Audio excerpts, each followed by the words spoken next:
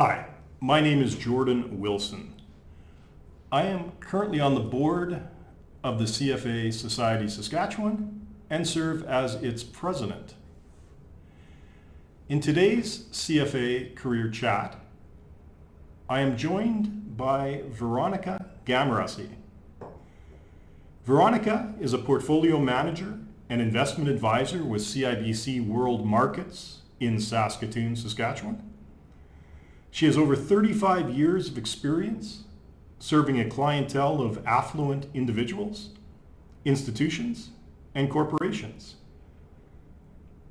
From an educational perspective, she holds a Bachelor of Fine Arts with a major in studio art, a Master's of Business Administration from McGill University in Montreal with a major in international and corporate finance. She's a Chartered Financial Analyst and holds certificates in Certified Investment Management Analyst, CIMA, and a certificate in Performance Measurement, CIPM. Veronica has been the recipient of the Investment Dealers National Award of Distinction for the province of Saskatchewan, an annual award created to recognize excellence and professionalism in the industry. Over the years, Veronica has served on many boards of charitable organizations, provincial crown corporations, and industry councils. She's a former president and board member of the CFA Society Saskatchewan and currently sits as a board member and the Saskatchewan representative on the Canadian Society CFAs. So we got a lot to cover on her career and educational background and what she can offer for advice on those considering entering the profession. So we threw it over to you, Veronica. The first question is, where are you from originally? Are you from Saskatchewan? What was your upbringing? What got you into the idea of, I want to pursue a finance career? Because that probably wasn't your first thought if you received your Bachelor of Fine Arts. Well, thank you, Jordan. I'm originally from Saskatchewan, actually from a small town in the southeast part of Yorkton, near the Manitoba border. From a very, I would say, very typical, perhaps prairie background. Both my sets of grandparents immigrated turn of the century. I am just second generation and point of interest, first person in my family to speak English as a native language. Certainly not, I think, a typical background perhaps for what I've done. But having said that, to me, education and accomplishment were always important. I knew that I wanted to do something. And in thinking about our chat today, one of the things that really occurred to me is that my sort of history has no straight line. It has many zigs and zags. And at times I think it was a bit worrisome, but it's all turned out well. And I think a lot of it is, it's hard to know, especially at an early age, what to do. So I tried many different things. I had an interest in the markets at an early age. God knows where that came from. I think probably from listening to the commodity report on the radio, because I mean, as a family, we certainly didn't have any sort of investing background. Just to jump in on that point. Sure. So are you living in Yorkton at that time? Well, as a child, and I was born and raised and went through high school in Yorkton. Okay. Yeah. So when you're talking commodities, was your family involved in agriculture? My father was a farmer. Okay. So he, in theory, understood what that was, and we would have great chats about that, but it wasn't, it was related to the very practical side, which commodities are, for many farmers, are a very practical tool as opposed to an investment vehicle. But I do remember that. It's one of those things. And again, small town, very few options. I think like many kids of my generation, all you do is want to get out of your small town. I knew what I didn't want to be. I didn't want to be a nurse. I didn't want to be a teacher. I didn't want to be, many other things. I actually started off in medicine, and at the age of 17, I was accepted at the U of S. I was top of my class. I walked into the hospital my first day, and I hated it. I hated everything about it. Then I decided that I'd been told I was so good in art that I would pursue a fine arts degree, which I did, and I knew that it was going to be really a bit of a luxury. I did that, and actually I worked as a professional photographer for a number of years, and I started work in the TV and film production industry. And I say this because it seems so odd, but in hindsight it all links together. I really enjoyed that, and as a matter of fact, I, with my volunteer interest, stayed involved for maybe 20 years in that industry at many levels. Because at one point you were involved on the board of the Saskatchewan Film. I was chair of SaskFilm twice. I was chair of SCN. I was chair of the CTV Program Development Fund. Was a founder of many of those. Was very, very involved. So that's one of the themes that we'll hit on a little bit later, I think, is that being able to mesh or merge a passion that you may have that may not provide a lucrative career, but then when you combine it with your finance background, there's all sorts of opportunities. Yeah, and the reason, one of the things that came out is I enjoyed being a photographer. I enjoyed working on set, but after a couple of years I quickly realized that the creative side was secondary, and the people who made all the decisions knew about numbers. And of course I knew nothing about numbers. And at that time, coincidentally, the MBA was in vogue, right? So you kind of go, if I need to know about business, I don't have to go back and get a commerce degree. I qualified for an MBA, and did that thinking. And actually I did, after my MBA, I did go back and work in production for a couple of years. It's a tough way to make a living. But I always had an interest in the market. So that was always there. And Merrill Lynch one day made me an offer, and I thought, you know what, I'll do this for a couple of years. And of course that was 35 years ago.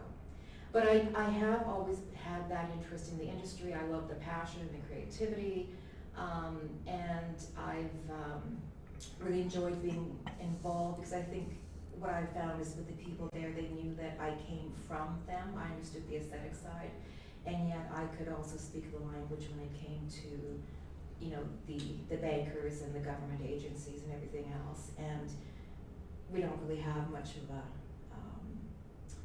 an industry of that kind anymore. That's very political. But in the heyday, it was a lot of fun, and I loved both sides of that. I loved working as a volunteer in that and assisting the industry, and I loved being able to come back to a good career with Merrill. I think that's another understated area that, if I remember, we'll get into a little bit later as well, is I know a couple of senior people in the finance investment industry in Saskatchewan, and one of their major complaints about finance graduates or CFA graduates is their lack of industry experience. And to have that ability, whether it be in film or art or investment analysis, if you're like Paula Meyer doing utilities or real estate, you have to have an understanding of the business, because the numbers on their own, numbers are the quantitative side. Everyone can spit out numbers. It's the qualitative side that separates the wheat from the chaff on that area. So that's sort of an area that when we get into this, you know, the complementary hard skills and the soft skills, that I'd like to circle back and discuss a little bit more. You know, I couldn't agree more, and again, this is all in hindsight, but when I was going to school in Montreal and was offered a job there, the good news, bad news was we bought this production company and you're going to be the CFO. The bad news, quote unquote, is it's in Saskatoon, so you're going back to Saskatchewan. Anyway, I was for it. Now, that company eventually went bankrupt, no matter what I or anybody else could do. And it was a pretty tough time for me and everybody in the company. But holy smokes, talk about a learning experience, right? You know, when you go into a company and at any level, and everything is running really well, there's only so much you can learn. When you're on fire, you know, you learn a lot very, very quickly. Yeah, I think, I mean, there's two lessons that I would say that are in that, is that one, you tend to learn more from your failures and setbacks. Absolutely.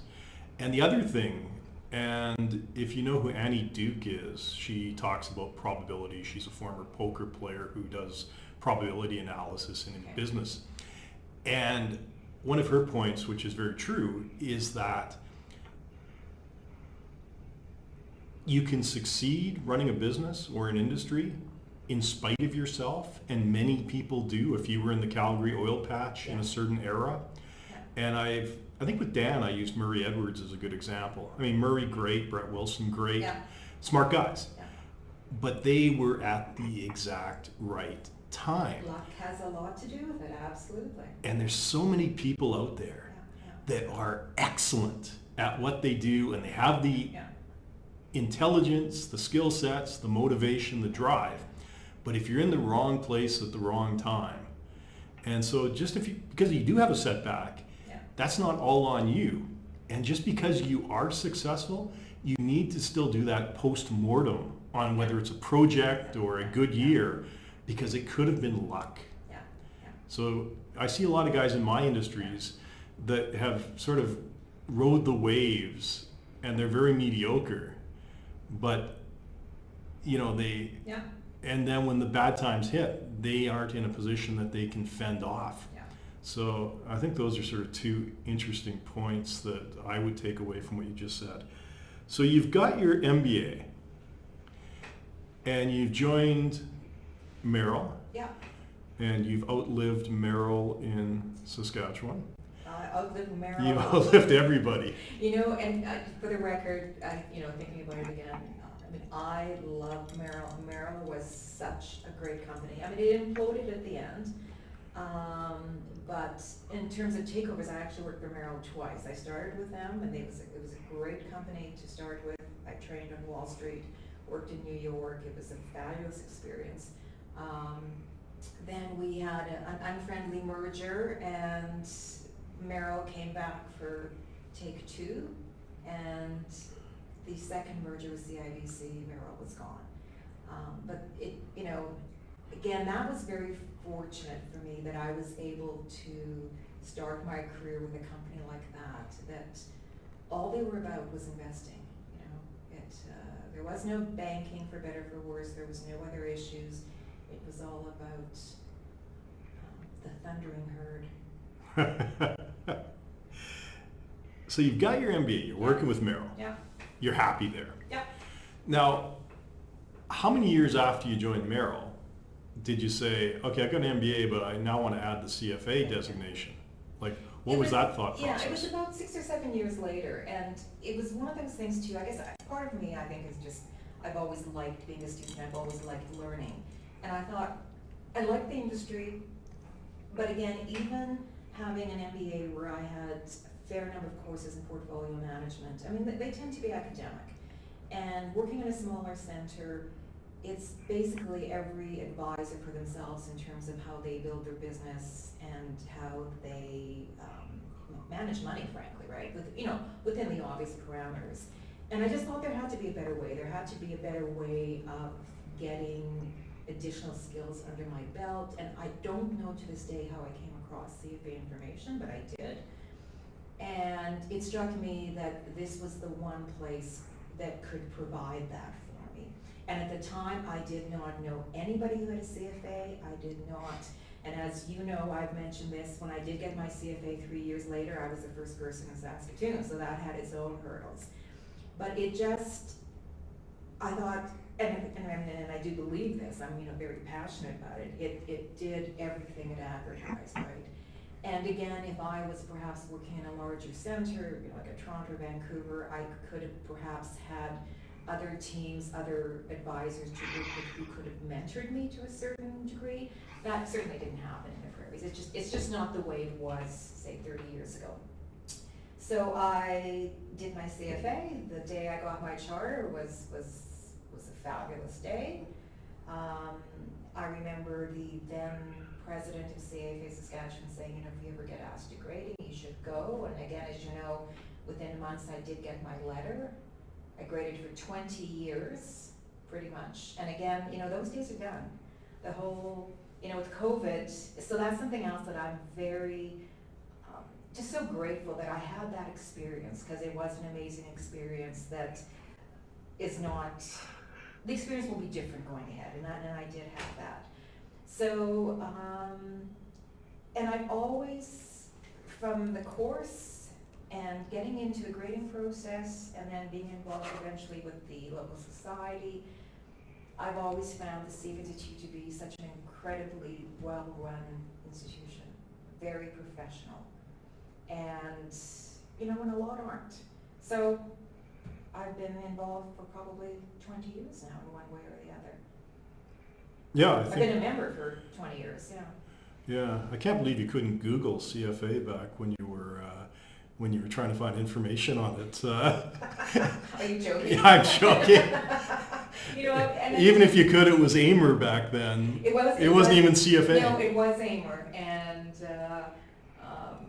but you know what? Having said that, that was one great thing. Our manager of Merrill, so here we are in Saskatoon, but we had the Wall Street Journal, we had the London Times, we had the Washington Post on our desks. Not each of us, obviously, but every morning. So I think I have a pretty good idea of where I would have read about it. And I think that's still, even this many years later, is that the challenge in Saskatchewan is that if you're in Calgary or you're in Toronto, there's a good chance that your uncle, your father, your mother, your sister, your brother is working directly or indirectly in finance. So you can easily find someone that's got their CFA. And in Saskatchewan, and that again is a prime purpose of what we're doing today, is you don't have that uncle that you can just call up and say, what the heck, should I pursue this? What are my job prospects? You don't know what you don't know. Exactly. And again, when I think about my background, I didn't even know anybody who was an accountant. I mean, really, it's typical small town life, right? But everything kind of made sense at the time, and the industry changes continuously.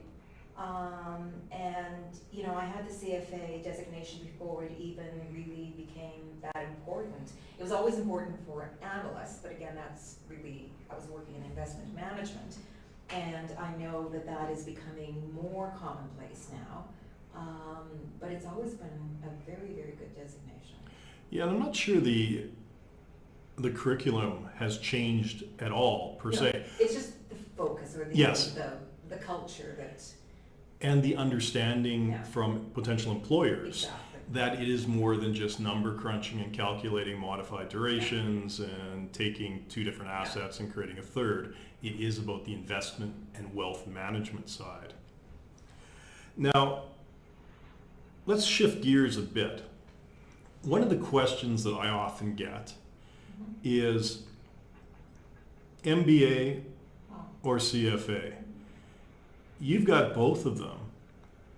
And I'll preface it by saying I'm personally not a huge fan of the MBA if you have a Bachelor of Commerce, especially if you're at the same university. Totally agree. Because you're taking the same courses.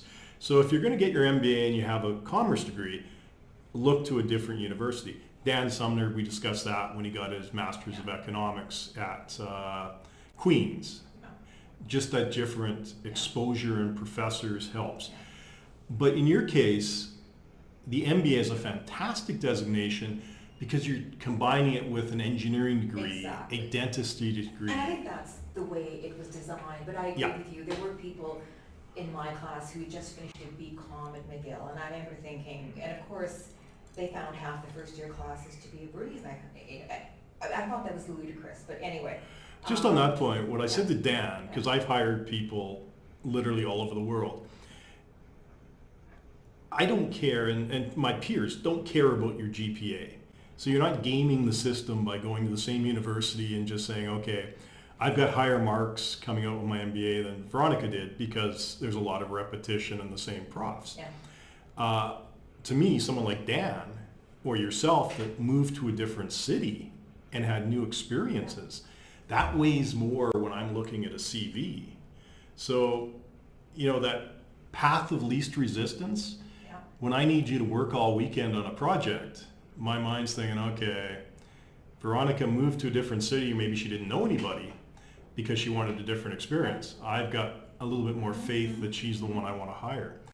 So if we just compare the CFA, which is pure investment management plus or minus, a lot of economics, a lot of stuff like accounting, but how does it differ from the MBA? You know, I think they're so different. I mean, the MBA is still a generalist degree. You do have, I mean, to be fair, the CFA, when it comes to analysis, accounting, economics, I think actually is, I don't want to say superior, but it's certainly more advanced, because in the MBA you cover many more things, which, again, for somebody like me, who it's geared to, who doesn't have a business background, that's appropriate.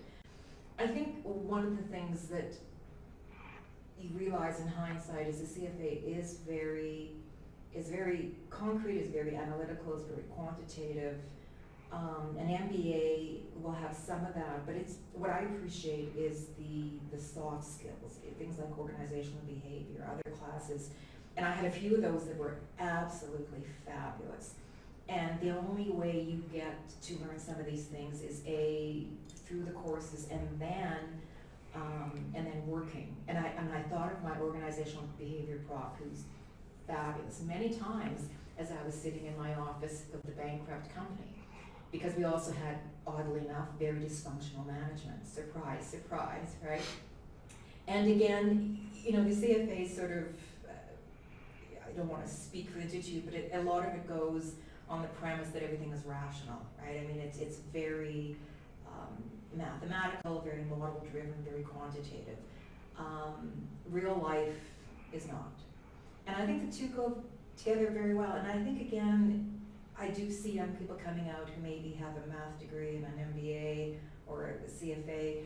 If you don't have real life experience, it's hard to model a company or to look at anything in terms of finance without throwing that whole notion of human behavior in, I feel.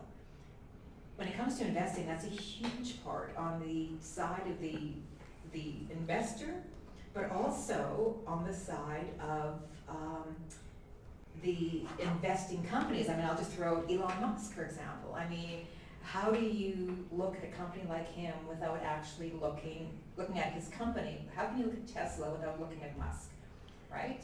And a CFA will tell you nothing about Musk. But organizational behavior can assist. And I think, plus, you know what? 30 years of life helps, right?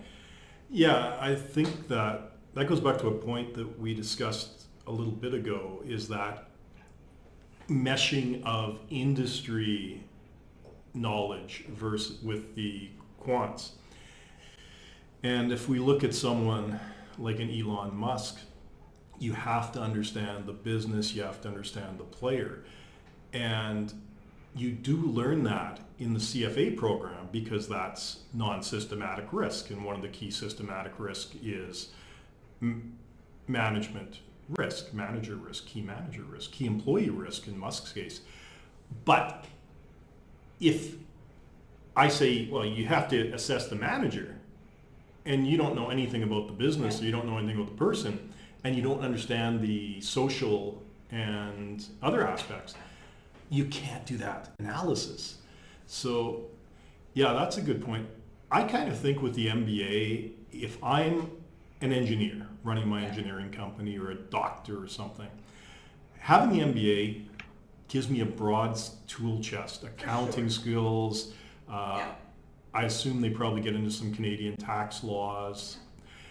Whereas I wouldn't recommend the CFA to an engineer. No. It's very much I mean, the MBA is a good business sort of introduction for the people you just mentioned, and that's great. And for those people, that's where that could very well be where it ended. The reason I did the CFA was simply because after the MBA and working in a few businesses, I ended up on the investment management side, and then you realize, okay, so I know some, and you know, frankly, more than many people in my office by that point, right, by virtue of the MBA. But there's this, you know, additional level of education that you can get through the CFA Society. Yeah. And I mean, for people who aren't involved in sort of treasury finance operations, I wouldn't recommend it. It's very specific. It's very robust, but it's very specific. But to use my engineering business model, or a geologist, you're starting Yeah. a natural resource company. So having that, if I'm the president and I'm the geologist, I'm the geophysicist, I'm the engineer, having personally that MBA is a good skill match. Yeah. But then as I grow and I want to take that company public, or I want to start issuing private debt or equity, that's when the CFA specific skills are a great addition to that organization, because the MBA on its own tends not, unless you really specialize, to have that granularity. So that's sort of, to me... Yeah, and they're very different, and they're very complementary. Yep. And I guess I wouldn't go to, one over the other. They serve different purposes, and again, just the nature of the CFA being basically a distance course, always has been, always will be, is very different from an MBA in a classroom setting that I think has its own invaluable sort of perks. Yeah, I was just going to mention that, because when you were talking about that side of it, is to me, and I think that's a problem, I think, with the MBA, because it used to be the MBA was very physical. You took time off from work, you went, and to me a huge value of the MBA was the networking side, making contacts, but also when you're in industry, any industry, it's that working with other people, it's teamwork, it's getting your way through the softer skills. And that's, a huge value of the group work that you do as an MBA student. Whereas the CFA, unless you go out on your own and try to find a study group, it is all, I'm sitting at home or I'm sitting in the library, and it's me. You're not developing the interpersonal skills. As I mentioned, plus, kind of my sort of tenure in the industry, there were no study groups when I started. I mean, first of all, I was it for, Saskatoon, and it was very much a solo activity, which is fine for the material to a certain extent, but MBAs offer so much more when you can do it in person. So it is, it's quite different. Yeah, and I think that's one of my sort of complaints right now in the MBA is that a lot of universities are we're looking for revenue, so we're making it either fully remote, or you come in one Saturday a month kind of thing. And I think that, again, if that's all you can do, that's all you can do. But to me, a large value of having that degree is developing those interpersonal skills. Absolutely. So again, if, for better or for worse, if you interview with me, I'll start drilling down. So was this like the University of Phoenix, which is fully remote, or was this, how did we do this? Yeah, and I've stayed in touch with many of my classmates from McGill, and actually you didn't mention it, it's on my latest, because I'm also on the McGill advisory board. So that's been a really nice sort of finale to my career as well, because McGill is kind of like Merrill to me. McGill was a great place to be, and it wouldn't have been, a remote program, if it had existed, would not have been the same. It wouldn't have been of interest. Some great connections that were made that I know I have 30 years later. And it was on my list to ask later, because I did see that, and I was curious about it. So if we continue with the CFA for a second, another question that comes up a lot, and let's just forget your personal background, because we covered that. You waited a significant period before pursuing your CFA.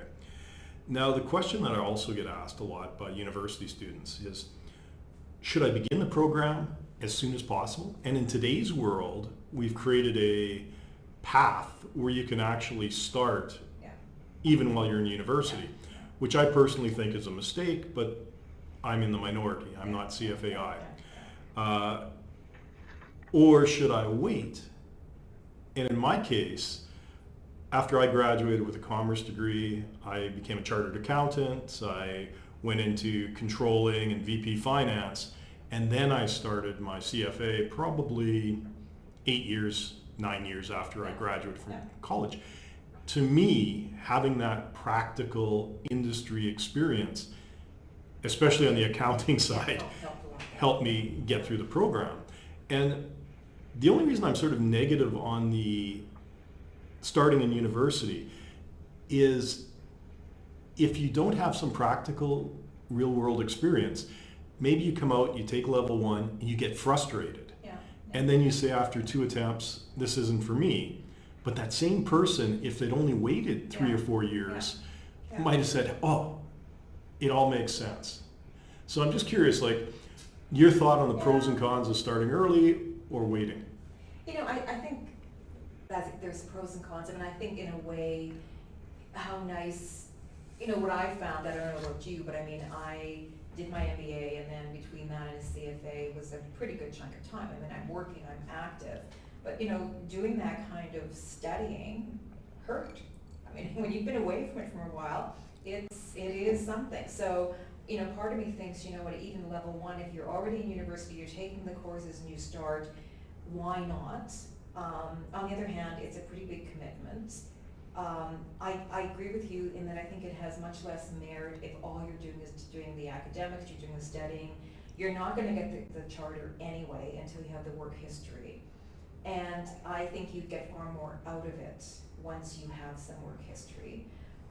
There's no reason why, even though we, and you know, I think a lot of us are encouraged to kind of do it 1, 2, 3 years in a row, there's no reason why you can't take 1 year and take a break and you know, pick it up a little bit later. It's a big commitment. I think you do it when you can, but it really doesn't make any sense without the related work experience. So I think you make a couple of good points, and I'm just wondering if you agree with me because you've done the grading. Is when I look at the curriculum, level 1 is building the toolbox, yeah, developing the skill sets I need. Heavy on financial accounting and reporting, heavy on economics. Yeah. It's the quants. yeah, And for the quant side, as you just said, you don't maybe need that real world No. experience. It's level 2 when you start taking that toolbox and applying it. And then by level 3, it becomes all Yeah. synthesis Yeah. and analysis and evaluation. And that's where you're sitting down with a family with 2 kids and a grandmother who's a dependent, yeah. and here's what we need to do. That's where the real world experience is more important. And you do see that. I don't know if you're going there, but you do see that in grading. You can clearly see people who have just read the material, as opposed to people who are working in the industry. I mean, I think there's a very clear difference. So, like I said, like you say, taking year 1 while you're still kind of fresh in academia, get it out of the way. That really probably wouldn't be such a bad idea. And as you know, CFA level 1 has its own merits. There are a lot of people who just finish level 1 and go no further for a variety of reasons. So, you know, you could certainly do that while you're still going to school. But like everything, it always makes more sense when you have experience, right? Yeah, and I think the other advantage of starting early is that, well, 2 things. Is one, you get off on a career tangent. Yeah. And then you say, okay, I want to do the CFA, I want to do the CFA, but then suddenly a different path, and you just never get back to it. So if you don't start early, and then you get married, you Yeah. have kids, and and the CFA is a huge time commitment. But I think you want to do it. I mean, I haven't come across too many people who just do it. You know, I mean, I can see where, frankly, people take an MBA and don't know where they'll end up. They do know that it's a good credential to, you know, to assist them. To take the CFA course, I mean, you really want to be involved in finance. I mean, you really want to be involved in some sort of analysis, I think.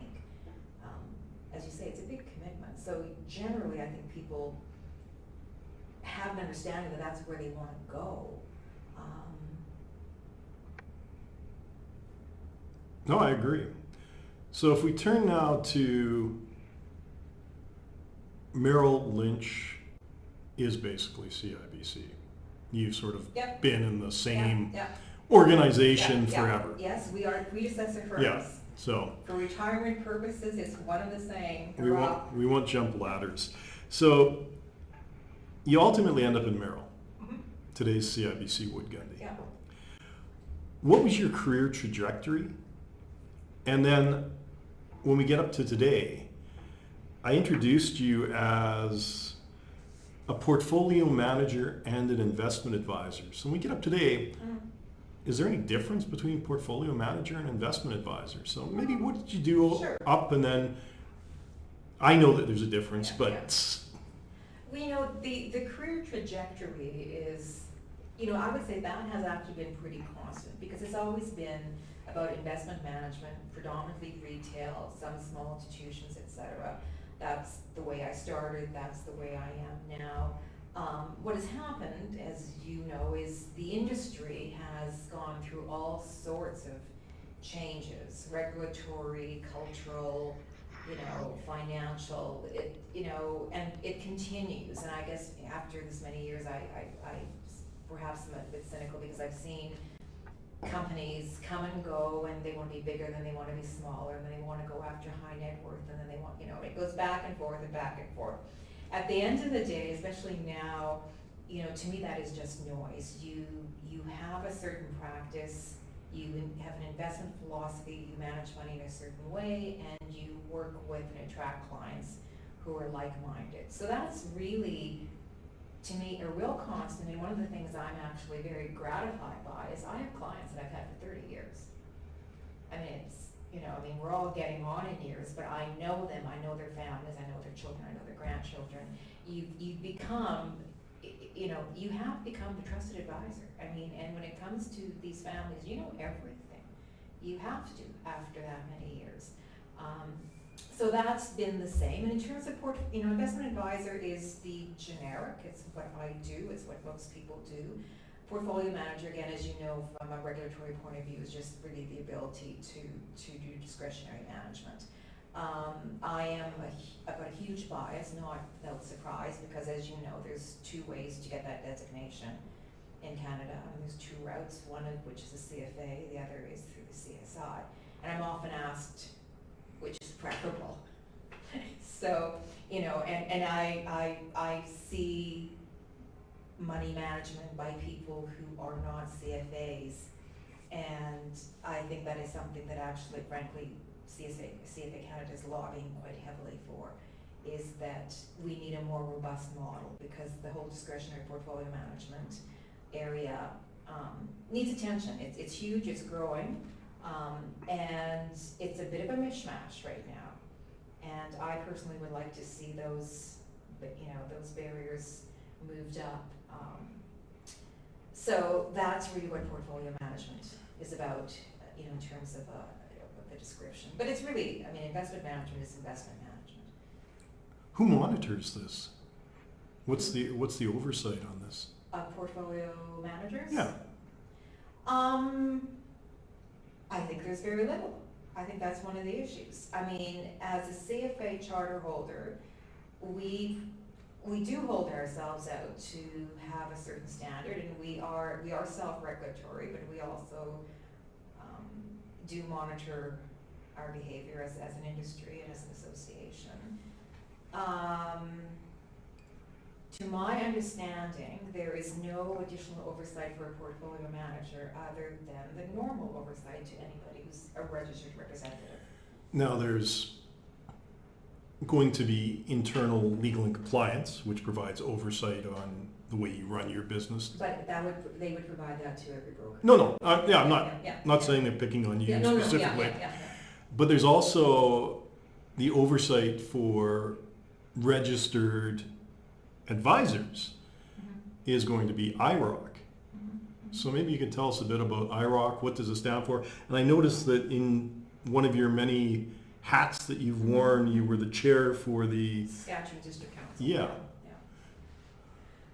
Well, IROC, again, without getting too technical, I mean, it is the industry's sort of regulatory organization that deals with, you know, investment managers who are obviously licensed to, kind of talking in circular terms here, you know, basically all investment managers who are not just mutual fund dealers. I guess that would be probably the simplest way of dealing with that.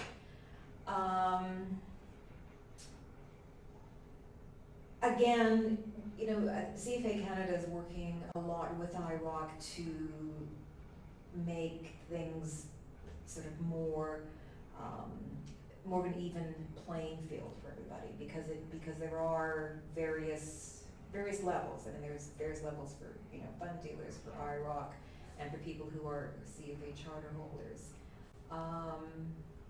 It's a self-regulatory agency with all the pros and cons of that. That's okay, because Right. we've talked IROC with Dan and anyone that's Robin. So I was just curious to, because you've had some experience directly with them. And I would like to sort of see, whether it be CFA Canada with Mike Tom's group or IROC, where there's a little bit more transparency and clarity to the individual clients so that they can easily look at something and differentiate themselves between portfolio manager and investment advisor. It's something that we're very interested in at CFA Canada, because personally, again, because I've been IROC licensed for 36 years and been involved on the industry councils and involved nationally. There's very few people who actually have an investment management background in IROC, right? These are government bureaucrats and lawyers, frankly, that I find in many cases have a very simple and flawed view of the investment management industry. I personally find many of the regulations and recommendations to be overly simplistic and, again, frankly, flawed. And that leads to all sorts of problems where you get overregulation in some areas that just become time wasters, and then you have huge gaps where where the investing public is not protected properly because of that. So I think there's lots of work to be done, and that's one thing that I think I feel very good about with CFA Canada, is that we are, again, and you were part of the regulatory workshops, is to frankly educate a lot of these people about what the investment management world looks like and what it should look like. Yeah, and I think that was an excellent initiative from CFA Canada, which you're on the board of, where we presented a series of webinars to regulators across Canada. We won the award. The Innovation and Impact Award. But that's exactly what in Canada we need. Yeah. Right?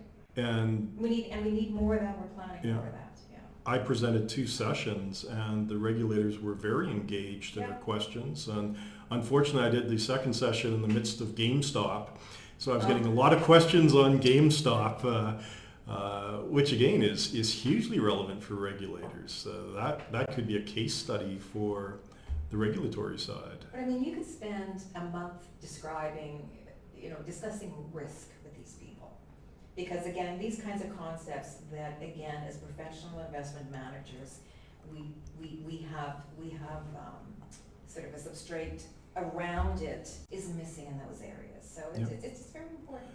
But I think we're reaching out to them, and they're reaching out to us for more information. Yeah.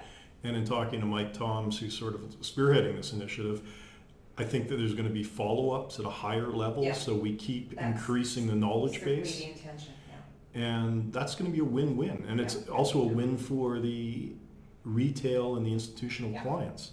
Which is really the end result that we desire for that, for sure. Okay. So another question in our introduction, I mentioned that you work with affluent individuals, institutions, and corporations. So what is an affluent individual, and how do they differ from normal folks like me? Well, it's an interesting question. It's a matter of just really where one's services fit the client. I mean, there's a lot of ways to get financial advice from bankers and financial planners and mutual fund dealers. I work for full-service broker-dealers, so we tend to deal with clients who have a little bit more disposable income, a longer time frame, and want something perhaps a little bit more managed or sort of created for them than sort of an over-the-counter product like a mutual fund. So that's really all it is. It's just about, and of course there are commensurate fees associated with all of that. So it's a matter of where do your services fit? I mean, typically you do look at larger amounts to invest and in perhaps slightly more customized products, I would say, but it's a fairly flexible term. Yeah, I think there's 2 points in there that resonate with me. Is one, when you have that critical mass of assets in your portfolio, then on a cost-effective basis, you can get into more niche investment areas.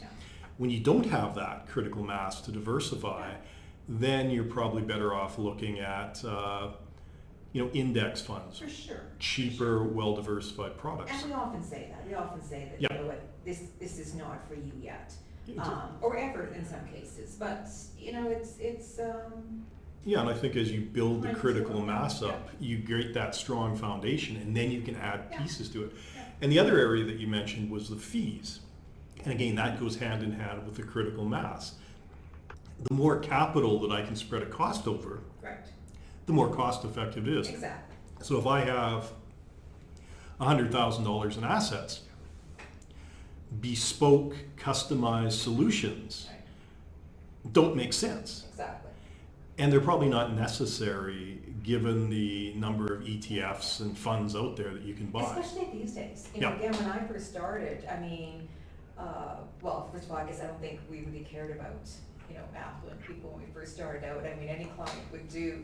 But, there's a lot of good choices for people, with smaller portfolios now that are really quite cost effective. I mean, I think the investors do have a lot of choice now. We're one of them, but again, it is for people who have more particular needs and a larger pool of assets to look at. Yeah, I mean, historically, and by historically, I'm talking even up till a couple of years ago, probably today, Canada, amongst developed countries around the world, has had some of the highest, if not the highest, mutual fund fees. And that's because it was a tight market and certain companies took advantage of the situation. And then magically, BlackRock, iShares, and Vanguard entered the Canadian ETF market with their 0.07 MERs on their index funds, and that was like an earthquake. Now, if we could just get the same thing done for internet access. Exactly. That would be great. I will send an email to Vanguard and see if whoever's running it after the poor death of John, whatever his name was. Who's the guy that ran Vanguard? I know exactly. Yeah, the father of index investing. Yeah. But yeah, it's incredible when you look at the differential in fees and the purse tightening that you're seeing from mutual funds to just try and stay in business. Well, the transparency helps there too, because I mean, I think the first one that you mentioned is the absolute driver, but once everything becomes a little bit more transparent and people do see that and can actually look and compare, you have to become more competitive. And I think the banks are doing a pretty good job. I know we have cut fees dramatically over the last couple of years, just right across the board. And I think the investor education, it is a tough concept to tell potential clients that active asset managers do not provide alpha. You're an active, you're a professional. Occasionally they do. Okay, yeah, but okay. Is it alpha or is it luck, right? Fixed income, and So, but there's a whole bunch of reasons why they don't provide alpha. But then now, and more, you're seeing. Larry Bates is sort of the flavor of the month right now. If I talk to a potential client, because my focus is low cost investing, passive. And so it's chicken and the egg. They come to me because they want someone to do low cost investing. And they're always like, so do you know Larry Bates? And I'm like, who? And then I finally checked him out, and he's I think he's a former Scotia guy whose sister got ripped off by Scotia. That's his story on his website.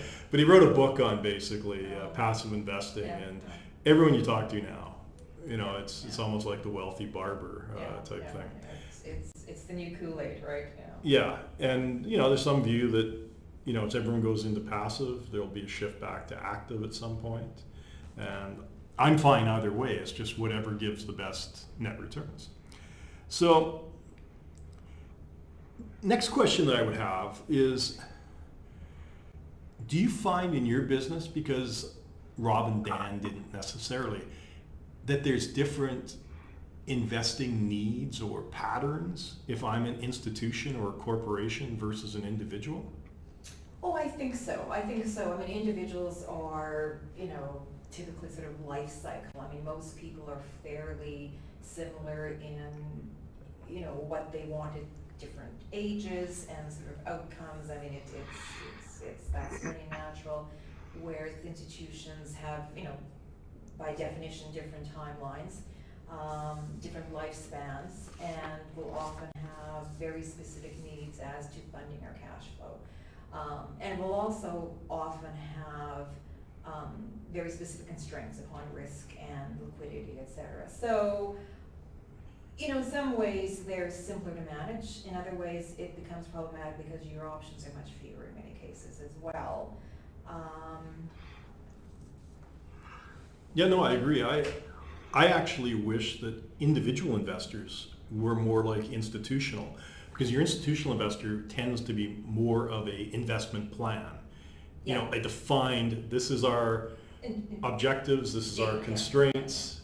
And we do that for a lot of individuals as well. It's just that my experience is with institutions, I mean, boards may come and go, but generally that can have a long lifetime. People change their mind, so the plan can be laid out, and then there are children and divorces and marriage and moves and illness, so the plan has to be revisited.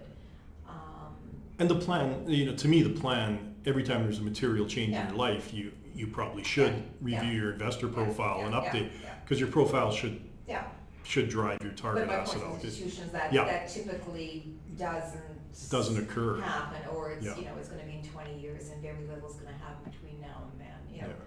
Unless it's maybe COVID or something. Yeah. Right? So. And I think sort of what you'd said as well, that matching of cash flows in against expected cash flows out, especially if you're a pension fund or these sort of things, you have to really tighten. Yeah, and I also find too that because it is, it's money managed, in trust. Basically, you have maybe a board or whoever who's managing this on behalf of institution for a certain purpose, for an endowment or for a project. The risk is usually typically very low, whereas individuals vary, right? Individuals can be low risk to, frankly, quite high risk. So, it's an individual situation. You talk about the changes over the years. There used to be the fiduciary man rule for investing. Yeah. Way back when, and that was reasonable man. Okay, fiduciary. Duty that dealt with what a reasonable person. Preservation of capital. Yeah. That was the thing. And then what happened was, depending on where you were in the world, a prudent man principle. Yeah. And then what happened is that all these settlers were dying, and their beneficiaries were coming in, and Dad, settled $100 million in this trust 20 years ago.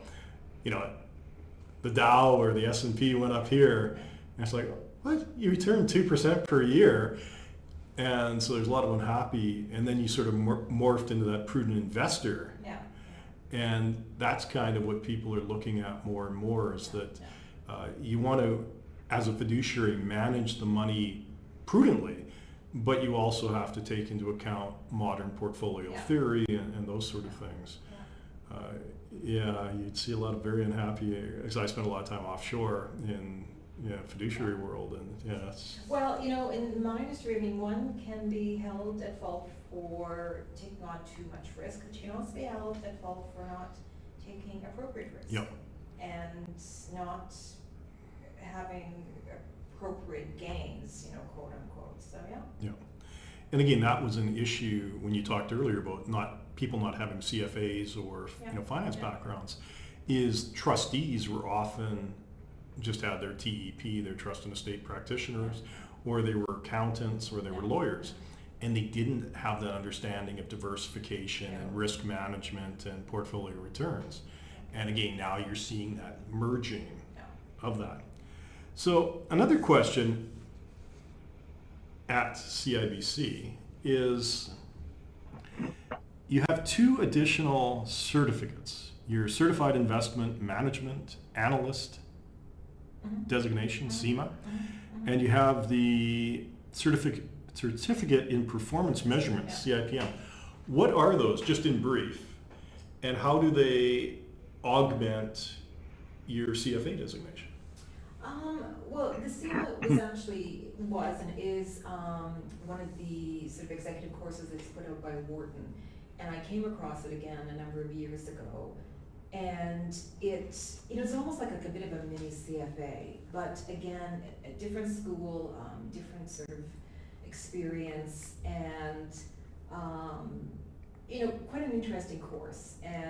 But again, for somebody who already has a CFA, more of a refresher, frankly, and it's almost, I would say, it would be sort of it's a complementary organization to the CFA Institute.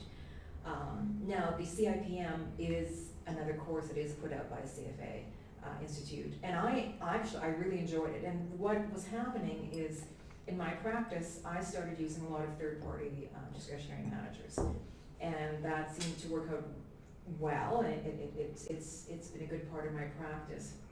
But what really intrigued me about that course is it gives you some additional skills in terms of understanding, monitoring, and sort of evaluating third-party managers. It's something that actually, frankly, is also useful because I do it for myself. I mean, it's what we should all be doing, and it is something that's interesting in that it's apart from the CFA, it covers a little bit of the basic CFA curriculum. So if you have the CFA, the first year is going to be fairly straightforward.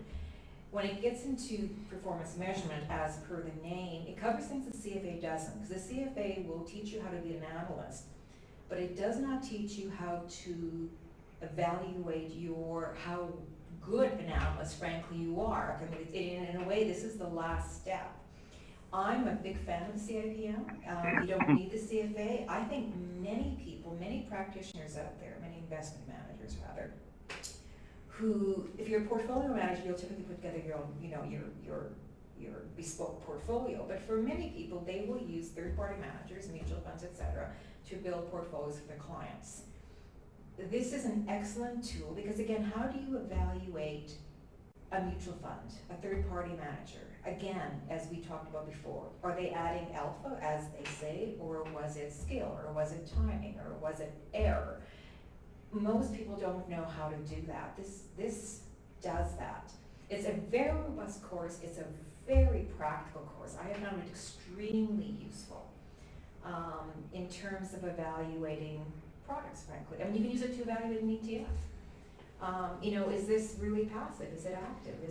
All of those kinds of things. It's a very practical course. I think the CFA does a disservice in not promoting it more. Because I think many people would benefit, because most of us, frankly, are not analysts in our day-to-day work. We're not. I mean, if you're sitting in Toronto, you may be, but in Saskatoon, frankly, the analysis is probably pretty minimal. But in terms of looking at investment management, and I often throw out to other portfolio managers in my office, things like, how do you measure yourself? How do you rank against your benchmark? And, I get a lot of blank faces, frankly. You almost wonder that if you are running a pension fund and you're outsourcing the management to a third party, like TD, from a fiduciary side or just governance side, you would probably want your pension manager to hold something like that so they can. Absolutely. I mean, otherwise, what value are you? Yeah. I mean, one of the things that I will, when I talk to clients about, because again, as a portfolio manager, I can build a portfolio, or I can hire, as you say, TD, or I guess it's not Greystone anymore, to do it. But how do you evaluate them? And one of the things I'll throw out is, if I'm the portfolio manager, guess what? I never fire myself. But if I'm hiring, BISIT and TD and whatever else, my job is to monitor, evaluate, and rank the performance. And if something is amiss, I am the one who will, on your behalf, fire them. So But that monitoring role is really, really critical. And I think I can't say enough about the course. It's a very well written course. It's a very relevant course.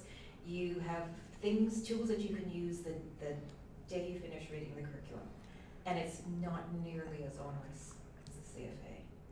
Now, something that we'll talk about, you and I, individually at some point, given your role on CFA Canada's board, is CIPM designation or certificate is run by CFA Institute. Yeah. I and our board here handle all sort of CFA Institute stuff in Saskatchewan. Right. That's kind of our remit. Yeah. Yet we have never been involved, and to my knowledge, none of the local societies are involved with the CIPM designation or certificate. And I just wonder if that's an opportunity for them. For example, I have no idea, and we have no idea, Lydia, our admin person, Yeah. who has a CIPM designation in Saskatchewan.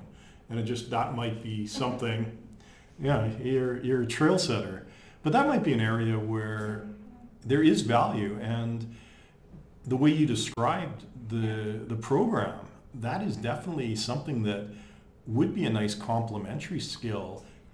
I agree. I think it's one of those things, it's curriculum development, right? Because the CFA program is, as we know, the gold standard. The vast, majority of all the resources and the time has gone into developing and maintaining and promoting that. The CIPM is relatively new. I think maybe 10 years. I'm not quite sure how or why it came about, other than I do think it's a very useful designation, a very useful bit of education. It's just a matter of priorities, I think. I agree with you totally. I don't know why. You make a good point.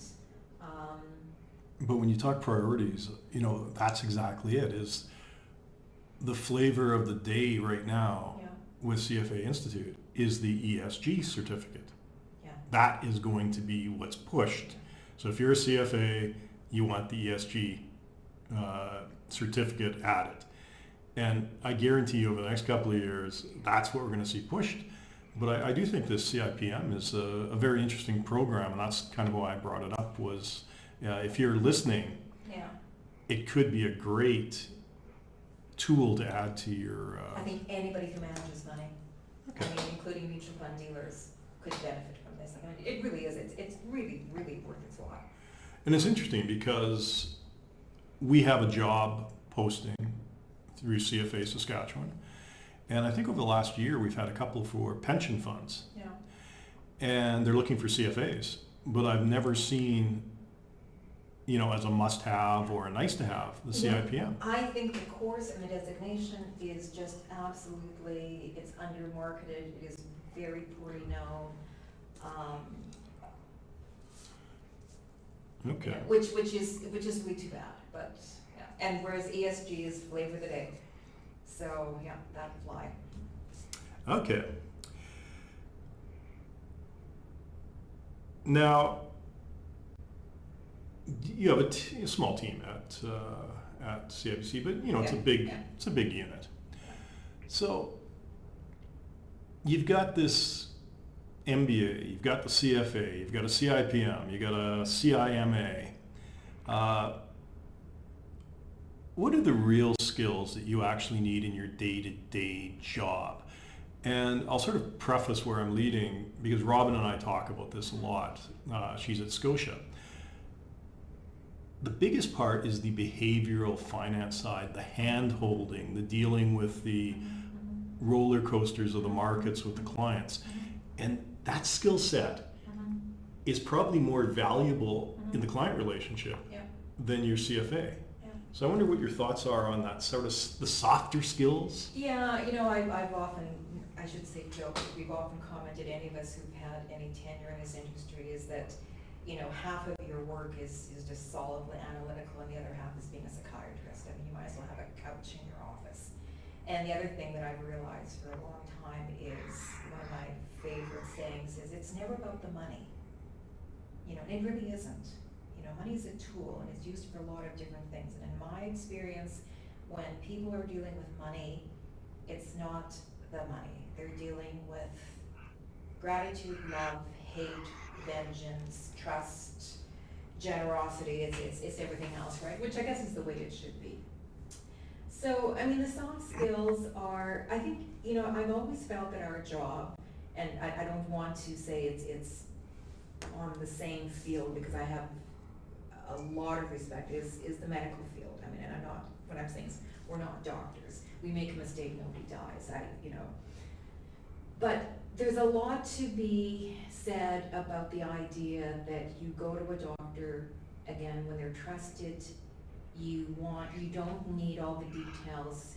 You want to know that they've seen this before, they have a process for dealing with it, they have a recommendation, and that there's a plan to keep you well, to make you better. And I think of us as financial doctors, right? And it's, at the end of the day, just like a doctor, you may or may not fill out the prescription, you may or may not take the drugs, and that's fine. But that's what I'm there to do, is to be, again, the provider of the information, and to understand why it is that you may need this, right? And again, so much of it is, I've seen this before. This is what works, and this isn't what happens when this happens before. There's nothing to replace, you know, again, I'm very biased, the longevity in the market, you know. No, I mean, well, it's not your bias, you're absolutely right. You know, but I know what to do because I've seen this before. Yeah. It's not my first rodeo, right? Yeah, and I think that, man, you said a lot of things there. First rodeo. We'll get to the rodeo. So I think one of the things is, it's not money, it's emotion. Why do I buy the BMW? You know, why do I go to Starbucks? Everything you do is emotional. Even why do you invest, frankly? Yep. Even why do you come to somebody like me? Yep. Because lots of people don't. Yep. You know, you can certainly just stay at the bank and roll over your 1% GICs. Yep. Why? But where you sort of talk medical, you know, to me it's that sort of, I act as a fiduciary, you know, I work in your best interest, sole interest, but it's not my money at the end of the day, so I can sort of take that step back and rely on my experience, and having seen that the market longevity, the ups and downs, and take the experience and your technical knowledge and work with the client. I think it's more like a lawyer. You take your experience and your technical skills and you give best advice. And you're going through a divorce, you know, you want to cut one of your children out of the will. That's emotional, and that's sort of where the lawyer provides the objective advice and the pros and cons. I think that's a valid analogy. I mean, I do like the, I do agree with the it's, doctor. you know, But to me, it's kind of like, that's the value of a financial advisor, is more the objectivity and the skill sets. And they actually say, when you talk about not your first rodeo, they say that with a mutual fund, if you're going to invest in a specific asset manager, fund manager, you always want to find someone that's gone through at least one bull and one bear market, because anyone can win going up. It's how do you do in volatility markets or down markets. And that's always an issue with young fund managers. If we've gone through a bull, they haven't seen the bad times. So no, I do think there's value, and that's kind of where I see the value in working with, you know, an advisor like yourself, who's seen a lot, but also brings those skill sets. And I also think, and this is something that I do find that is sort of CFA related, because I find that we think this way, is conventional sort of way of dealing with financial advisors is, you know, what's your track record, what's the performance like, how much money does your typical client make, which, I mean, you can address or not, but I also say, well, but let's talk about the risk. I mean, let's talk, because the two go together. And also, there's also merit in, again, one of my sayings is, you know, we can, you know, you can make the market. Nobody, I hope at this point, tries to think that they can do that. I mean, but I say, but I can't outmanage the market. I don't pretend to. I can manage risk, and that can be worth a lot. And if I can save you from making one or two big mistakes over our relationship, that's worth something too. Because that can happen in many ways in terms of behavior, in terms of just not knowing about how certain vehicles or investments work. I mean, it's complicated, right? Yeah, and that's where the experience comes in. You kind of go, if I can reduce your tax bill, if I can reduce your accounting bill, if I can save, if I can make, again, I've had clients for 30 years. One of the things I do, sad but true now, is make sure that the estates move smoothly. And that gives lots of people lots of peace of mind to say, you know what, everything is in order. There will be nothing that your family needs to do or worry about. What is that worth? Yep. It's worth something. It's definitely worth something. Yeah. And I think adds the value to the relationship. The difficulty, I think, lies often, especially with new relationships, is if I go into PricewaterhouseCoopers with a tax return and they say, here's what you expected to pay, we've done this strategy, we've saved you 18 grand, here's a bill for 12.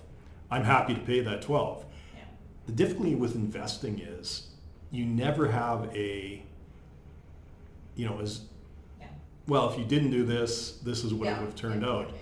Yeah. And the problem with your risk management approach, which is everyone's risk management approach, is that we're not fully invested 100% in equities. So if the S&P is just flying, why do you have me 10 or 20 or 30% in bonds that are losing me money, basically, or giving me 2% yields?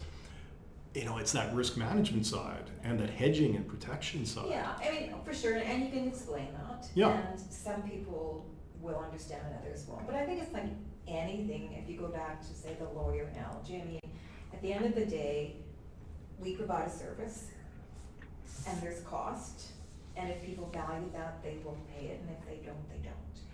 I always think too, like I may be an advisor, I'm not an evangelist. So, Except on CIPM. There you go. And Merrill Lynch. And Merrill Lynch. So, I'm in university, I'm a finance major, and I'm applying for a job with you. And all finance majors or accounting majors in their area, plus or minus, they all have the same skills and experience. Yeah. What would you be looking for if you were interviewing somebody, as far as... I'm doing that right now. And I'll tell you, it's interesting, because you have to assume you're right when it comes to the quantitative stuff and the mechanical and the mathematical, necessary but not sufficient. That's got to be there. That's a given, but that's a fairly easy thing to sort of to evaluate. It's communication skills. And again, I hate to sound old, but I find with some younger people, they're severely lacking. And I mean, it's one thing, about talking, writing. I mean, this is a generation that does a little bit of text. It's really important to be able to communicate in a variety of ways. Because again, dealing with different people, you need different ways of reaching people. And I found this again over the years, like with many people, it's a discussion, it's a story, stories work well. Other people want something, the engineers want a graph or an Excel spreadsheet. Other people want a pie chart. You have to be able to do this in as many ways as possible to ensure that people understand and are comfortable. And I think that's my job.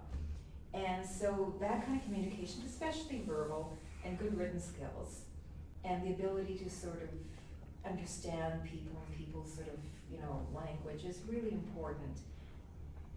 And that you only get to assess one way, by having the discussions. Yeah, and I think that, there's so many, as you said, different types of communication. Yeah. If I'm presenting to, when I was at UBS, to sort of the board, I'm presenting in one sort of way, very technical. Yeah. If I'm presenting to client lawyers on trusts or estates, again, technical in a different direction. If I'm talking to a client, then it's maybe less technical and more compassionate or storytelling. Yeah.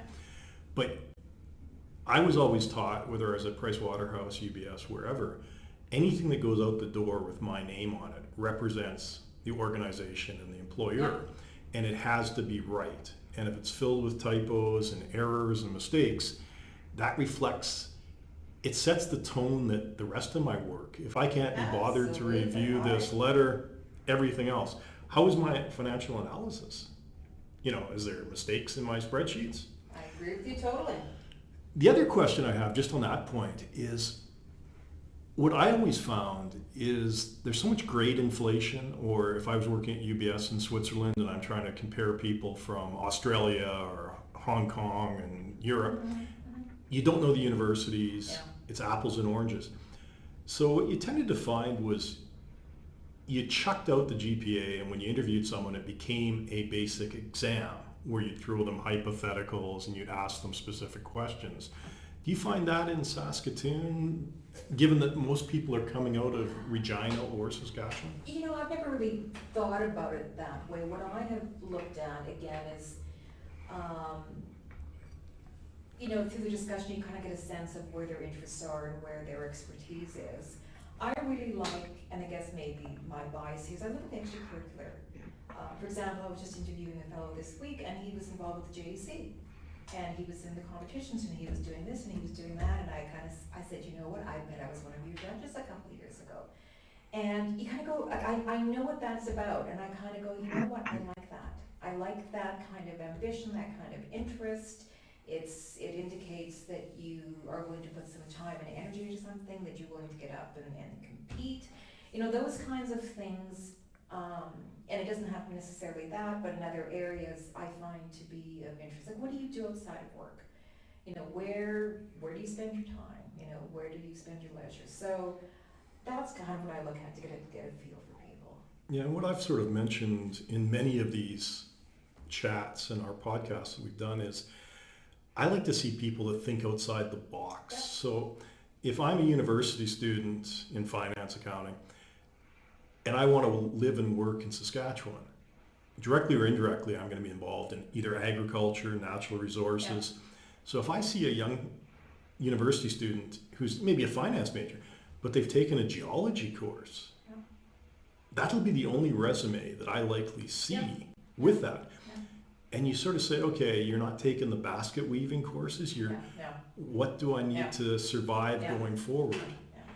And to me, that was sort of the theme behind one of our CFA podcasts, was that the CFA doesn't really tell me much, but what it tells me is... It tells you a lot, but in a very narrow way. But what I mean is... So like Robin and I were talking, like the CFA doesn't really tell me much about her, but what it tells me is she's got the capacity to learn because the program, the depth and the breadth is so wide and deep. She's got the motivation because you're competing worldwide in the same exam against thousands of people and the pass rate is under 50%. You've got that work ethic, you've got that drive. That's what the CFA tells me. So if I hire Robin and I need something done on my desk at 9 a.m. Monday morning, I can trust that she's going to do that. Because if she was able to get through that program, where I think it's only 1 in 5 people that enter actually get through, then I know she's the type of employee that I want. And it doesn't matter if she's working in a factory for me. She's got those skill sets that I need in any job. And so that's sort of what I mean is I'm less concerned about the technical skills with the CFA because I can teach you any technical skills. I can't teach you drive, motivation, intelligence, stick-to-itiveness, perseverance. The average person takes 5 years to get through 3 levels. Well, here's trivia. To take every level and pass concurrently, take level 1, pass 2, pass 3 passes, 5%, 1 in 20. Thank you. But I do that because I've got a CFA and I did the grading, right? So okay. That's funny because I was always under the just my personal perception of the people that went through at my time was if you passed level 1 the first time, your probability of going 2 and 3 without failing was a lot higher than if you failed, like level one was kind of the one that sort of hammered Well, you. level one is the one that most people don't show up. Yeah. And then you've got a very high fail rate. Level two is the killer level, right? That's Oh, really? the leader. Because the level of difficulty, right, in synthesis is there, Okay. and it's another year, so that tends to be the one that people do several times. By level three, if you've gotten that far, especially if you have work experience, level three is, I don't want to say easy, but it's really the ultimate synthesis, right? Yeah. So you're not going to have a lot of memorization issues. It's really more about that. But to do, that's why it's such a good moneymaker. Yeah. Okay, so one of the questions that we're sort of discussing, especially with the female CFAs, is you've been around, you say 35 years, a lot of changes in diversity, and especially in Saskatchewan, women in industry. Now, I think there's a strong argument that hiring women in your role, or a financial advisor role, is beneficial because some studies do show that women clients may prefer at times to work with women advisors. And yet, historically, probably in your case, when you started out, you may have been one of the few female advisors. Have you seen that start to change? Because if I'm a company, I would want to see more employees that fill a need from the clients. So I'd want to be hiring more women, or in Saskatchewan, Filipino, there's a huge contingent here. Maybe I want to hire people that speak Tagalog. I mean, I have to say, and you know this, we've discussed this, that in my particular role in investment management, I haven't seen a lot of change, a little bit more perhaps over the last few years. I do see a lot more women involved in sort of ancillary positions, so like financial planners, personal bankers, sort of non-sort of broker positions. There's a lot more women involved, trust agents, etc. So that certainly didn't happen 10 or 15 years ago.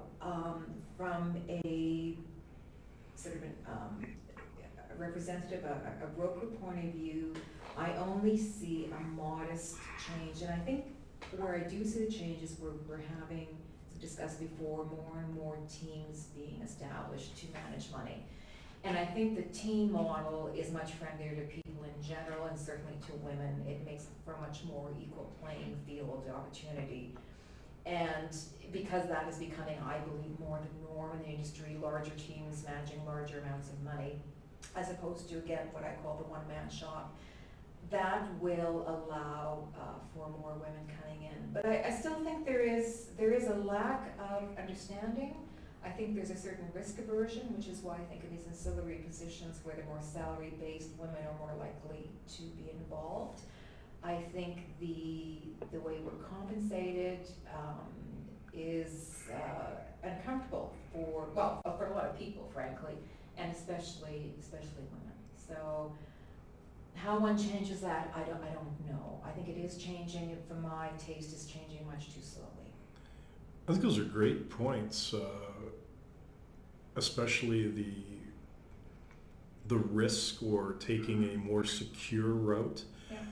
And again, that's another sort of objective that when we did the Women in Finance Diversity Matters section that we focused on is, if I look at accountants, public accountants, PricewaterhouseCoopers, Ernst & Young, and I look at lawyers, very similar sort of work environment, skill sets, mentality needed between CFAs and CPAs and lawyers.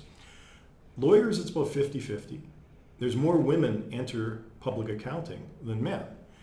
So why is there such a drop-off in CFAs or finance careers? And one of the things that we've talked about, Robin and myself, is that maybe there's some miscommunication or misperception as to, again, that CFA, financial analyst, it's, it gives you visions of a stereotype. Yeah, and I think you have to differentiate, like just listening to what you're saying right now, between the designation and the job, because it's like saying what is a CA and where does a CA work? I mean, you can work at an accounting firm, you can also work for a private firm, you can work for government. I mean, when you think about it, and they all have their own risk models. And for a CFA, it's the same thing. Traditionally, like my business model, the one-man firm, CFA, is very problematic for women, frankly. Always has been and always will be. Whereas if you want to be a CFA and work in other areas, for example, at TD Investment, where you're amongst a group of people in doing equity research, for example, that's a different model. So I think you have to be careful about, it's not the designation, it's the job. Whereas most people understand if you have a CA, these are the jobs you do. If you have a CFA, I think everybody kind of draws a blank. What does a CFA do? Well, But that's exactly what we're trying to do here, because that was sort of another part that we discussed, is that career certainty versus uncertainty. Yeah. I get my chartered accountants, I've done my 3 years articling at Ernst & Young, and then I go work as a controller, corporate finance. Yeah. You know what your next 5 or 10 years are.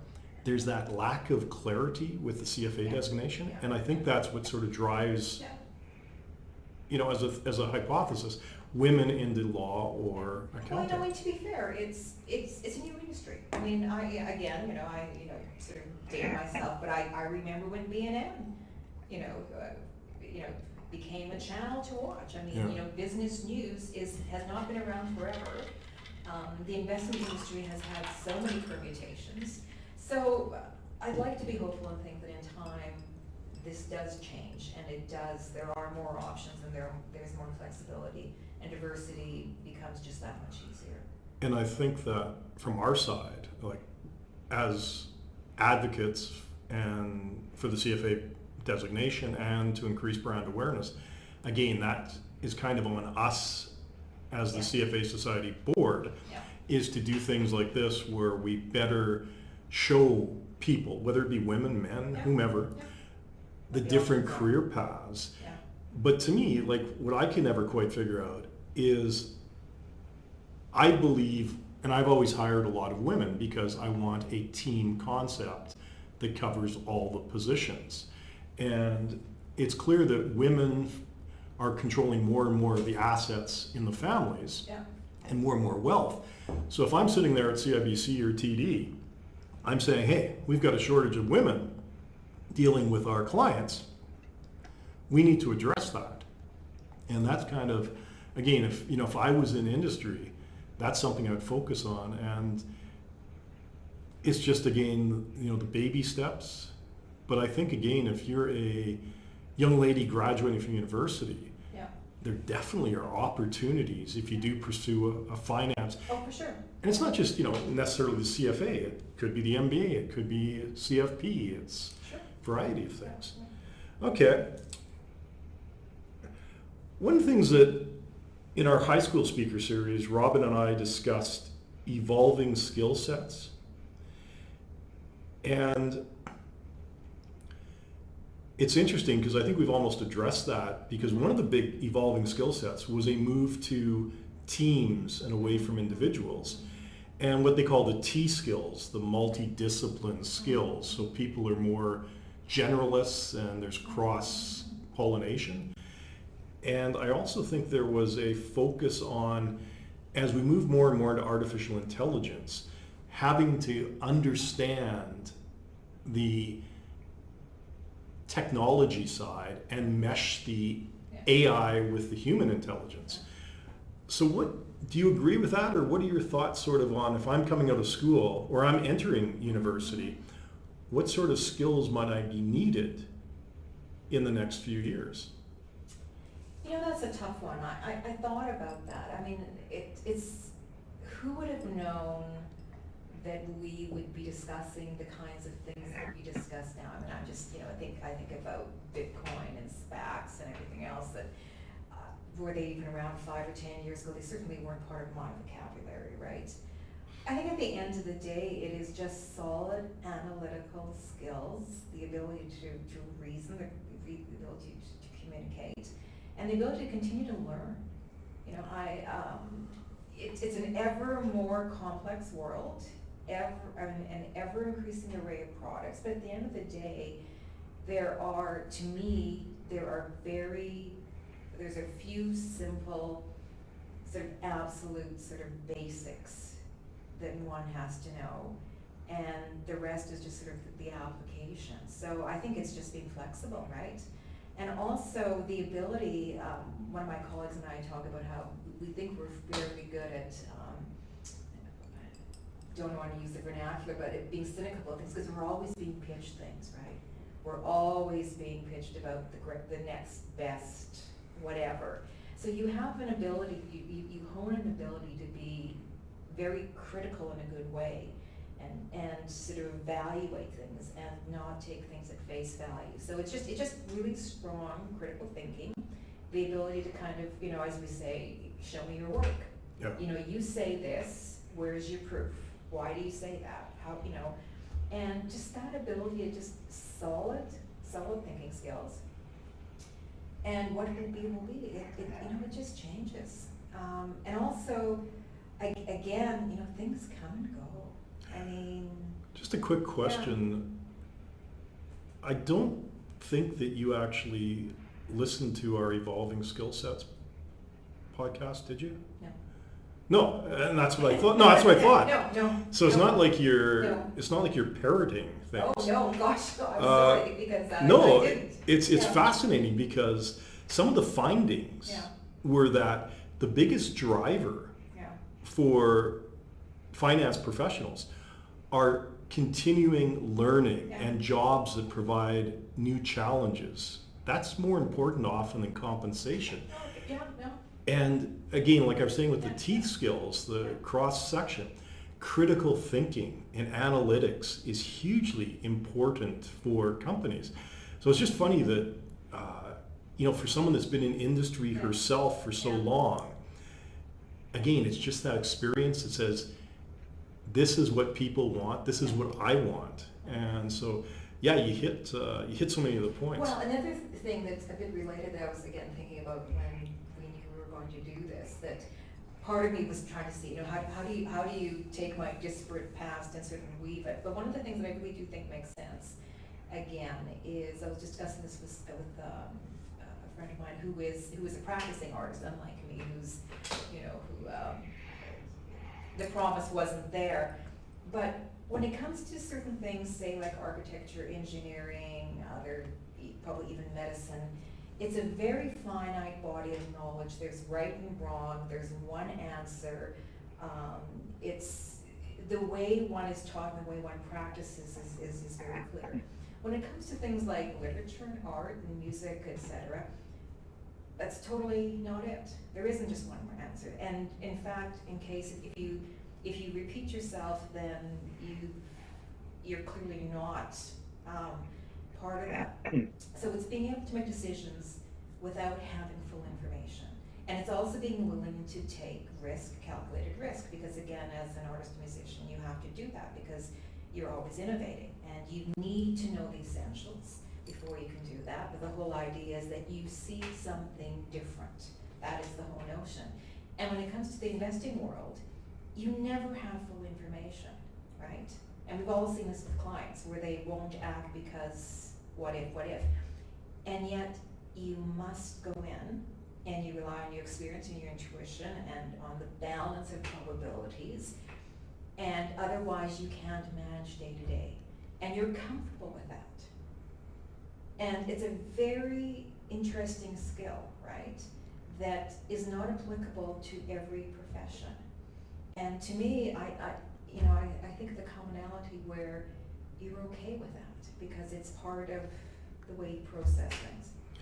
Yeah, and I think in dealing with clients, it's, at least to me, it's always a good idea to have them up to speed on what we're doing. It's a buy-in, it's a partnership. Yeah. It can't just be, the variability of returns is responsible for, No. And that's what I'm saying. It's that. But it's again, in most cases, you can't guarantee anything. But you can give a range of possibilities and probabilities, and you can assess the comfort with that.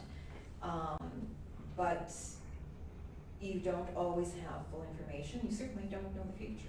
Yeah, and that's why it's important, I think, to get the client up to speed, Yeah. so that they're a partner in the Exactly. process. They understand that that's how it's going to work. Right? Yeah, and that gets back to your conversation on the communication skills and those sort of things. And Yeah. and I've worked with so many people that are just brilliant technically, but they cannot communicate on a layman's level. Oh, for sure. And so it becomes, they're not the right person. Oh, Now, another thing, as we get near the end, we'll skip a couple of things, but work-life balance. Mhm. That was another thing that sort of came out of the evolving skill sets and what employees want, is a demand for less job pressure and Yeah. more balance. How do you see sort of the world having evolved? Is there more work-life balance? Is there an understanding that employees will take less in exchange for sanity? I think so. I think COVID has a lot to do with that. But going back to my prior comment, I think the way you get that in our industry, in my industry, is really, again, it's the team approach. Because frankly, again, as I call the one-man shop, there was no balance. Yeah. I mean, it's an archaic model, but it's the model that I worked under for many years. And it always was difficult because of the way we're compensated and the way the business is run. You've got to be there to run it. And you pay the price if you weren't, for whatever reason, whether it was family or illness or maternity leave. So, again, the way the industry is going and more complex situations, larger teams make sense, and then you can accommodate people's varying interests with that. And I think firms are actually totally on board with that, because it also serves a number of other needs that suit them as well. It is a better model. We came to it late, but it's here now. Yeah, to me, I would never want a one-person team, because that, to me, means that if Veronica's not happy at CIBC, she marches across the street to TD or RBC and takes her entire book of business. Yeah. And I want my clients... But that was the model. Yeah, but I want my clients to be beholding to CIBC Wood-Gundy, not to the individual client advisor. Yeah, although then the whole team walks. I mean, it's... Yeah, I know what you're saying. Yeah, I just yeah. to me, if I'm management, I want the client relationship with the bank, not the individual. Oh, of course. And you're absolutely right. That's why there's been a shift. But that's always been a real conflict, frankly, Yeah. because that's exactly how the employer wants it. But I was also thinking, if I'm the client and you're my advisor and there is no back office, then what happens when Jordan wants to take a holiday or breaks his leg? I mean, it's problematic, but that's the way it worked. And I've spent, certainly not lately, but certainly in my earlier days where you go on a holiday, but you always had to have a phone, you always had to be in touch, you're always checking in. It's not really a holiday if you're always checking in with the office, because, you had to. I mean, it's different now. Under legal and compliance, do you have to take a minimum period off? No, because we're contract workers for non-employees. Okay. Yeah. Just interesting, at UBS, Yeah. as an employee, you physically had to take a minimum of a Yeah. 10 business day Yeah. off. Yeah. And that way, if you were doing something untoward... Well, it's very common with many positions, especially in the back office, the institutional, work, and, you can do that with a salaried employee, but we're not considered employees. Okay. So, before we wrap up, the question I like to ask is, if we go back to high school, Veronica, in Terriertown or wherever you did your high school, or university when you're in the middle of your BFA and you're what sort of advice might you give yourself on life or work or things to pursue just in general that you could pass on? I would just say, colloquially, chill. I was always so anxious, I was always so ambitious. I always had to get through my university, I had to have a job, I had to have a career, I had to, didn't take a gap year, and I didn't do this. And in hindsight, I kind of zigged and zagged, and it all worked out. And I think at the end of the day, I would look at myself and say, you know what? I had it in me. I was always a good student. I was always ambitious. I was going to do something. I certainly didn't need the added stress of me berating myself for not following the schedule I had in my head, right? Where you had to finish high school, you had to get your first degree, you had, and it was just, and I have to say, it didn't come from friends or family. This was something within me. And I don't know if that was so bad, but it certainly caused anxiety. And I've got, friends who have kids that age now, and they're just frantic. What are they going to do, right? And you kind of go, but you're in school, you got a master's degree, you're doing this, you're going to be fine. Even if you don't know where the road goes, you're on a road. You're not sitting in a bar someplace. So it'll happen. And I think you just have to be open. I think about all these things is I have interests, I'm open, I want to educate myself, I want to look at things, I want to try things, and you kind of go, you know what, that looks interesting, let me try it for a while. And it works. Just relax a bit about life, I guess. Yeah, I think that, two things I just wanted to say on that is, one, we're no longer in an era where you have to have that progression. And, it used to be if there was a 2-year gap on your CV, that was a detriment. Yeah. Or why'd you go in the BFA and go in the film industry? It wasn't a complete waste of time. Why would we hire you? You made a mistake. But today, people are looking for those. We talked on we're not going to get into it here, but we talked on the growth industries, ESG, environment, social, and governance. Mm-hmm. Huge growth area for finance. So people that are interested in environment or social issues, you're not throwing that out by pursuing that first and then decide, much like you did with the BFA and then adding the MBA. So. Well, another thing that I'm sure you were aware of too, one of the things I love so much about our industry, about investment management, is that everything comes to play. I've always thought that's great because you know what it is, politics and environment and commodity prices and human behavior and gold and war and famine, and it's just every day is a new day and everything matters. You don't know how, but everything comes into play into the markets, which makes them so fabulous, right? So it's good to have a background that can appreciate some of these disparate parts. Yeah, the well-rounded or different slant to what you're bringing to the table. That's how I look at it now. Yeah, but that's the right way to look at it. Yeah. I think part of the problem is that in the old days, the people making the hiring decisions weren't that open-minded, whereas today they are. Yeah. The other thing that you said, which I thought was interesting, about being chill, that kind of, not necessarily chill, that's a new term. Me too, but anyway. But that was kind of something that I've heard from everyone that I've talked to, is Juliana Wong said, don't narrow your options. Robin, Dan, it's like, give yourself a lot of, I use the word doors, give yourself a lot of doors that you can go through, and don't sort of narrow your path, until it's... Because you don't know what's going to stick, you don't know what the future will hold. Yeah. And for many reasons, in terms of your own sort of competencies and opportunities, but in terms of the world, there's some things that just don't exist anymore, right? I was very enamored with the film industry. Well, we don't have one here anymore. So, it's a good thing that I had, plan B or plan A in my case, right? Was plan B opening a blockbuster video franchise? Exactly. On that, Blockbuster had the chance to buy Netflix back in 2004 and declined. I know. Again, it's like you say, the world changes. Leave yourself... Yeah. Some flexibility. Yeah, so that's interesting because that was kind of the overriding theme that I've heard from everyone is, leave yourself some options, give yourself some flexibility. Don't feel that you have to go on a certain path. So. And I think I was told that, but when you're young, you just feel like you have to get on with it, or I did. But I did. It just a little bit erratic. Okay. Before we wrap up, was there anything that we missed that you wanted to pass on to listeners? I don't think so. I think it's much my opening line where